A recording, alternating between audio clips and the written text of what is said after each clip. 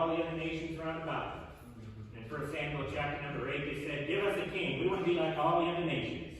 And so be careful what you ask God for. He might give it to you. And so they gave them a king. So they certainly had Saul reigned for 40 years, David reigned for 40 years, Solomon reigned for 40 years, and then the kingdom was ranked into two. You had the 10 northern tribes of Israel and the 2 southern tribes of Judah.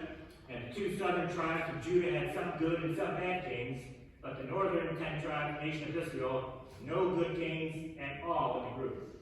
You read through 1st and 2nd Kings, 1st and 2nd Chronicles, all bad kings. A horrible, horrible time where they turned their back upon God and were starting to worship Baal and worship other false gods. And you're in 1 Kings 17, you're in the middle of one of these bad periods with a bad king by the name of Ahab. And as if Ahab wasn't bad enough, he was married to somebody, a wonderful, godly, sweet, lovable Christian woman named Jezebel. And you're laughing, I'm glad you're laughing, because that shows that you know enough about your Bible to know that Jezebel ain't good. Jezebel was, again, a wicked, wicked woman. And so Ahab and Jezebel, they were a good couple. They went together real good because they were both bad. It's better to have them both bad together than have one bad and one good, I guess.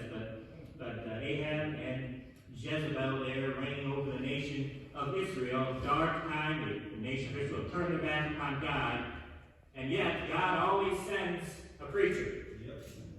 God always sends a prophet. God always sends somebody to preach the word of God. God always sends somebody to declare judgment. Before God brings judgment upon a nation or upon a people, he always sends somebody to preach to them, to let them know that that judgment is coming. And so Elijah is one of these men that comes on the scene, and we are introduced to him right there in chapter 17, verse number 1. There's not a word said in the Bible about him until then. He just comes bursting right onto the scene here, and we're introduced to him immediately, Elijah the Tishbite.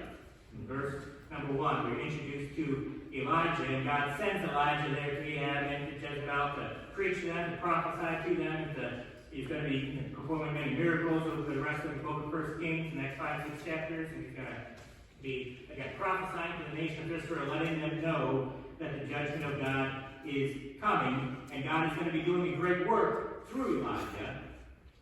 Now, again, the title of the message, Are We There Yet? Now, how does that apply? Well, look with me at a few verses here. Look at verse number 4. Verse 4, And it shall be that thou shalt drink of the brook, and I have commanded the ravens to feed thee there. Look at verse number 9. Arise, get thee to Zarephath, which belongeth to Zion, and dwell there. Behold, I have commanded a widow woman there to sustain thee. And verse 10, So he arose and went to Zarephath, and when he came to the gate of the city, behold, the widow woman was there. So in these first 10 verses of this chapter I've read here this morning for us, the word there is there 4 times. Now God never puts a word in the Bible just to fill up space.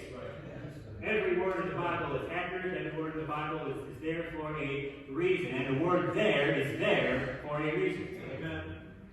And so, again, God never puts a word there just to fill up space. There's something specific there. You know, when God sends you somewhere, when God gives you a job to do, He always gives you something specific to do. God does not deal in generalities. God deals in specifics.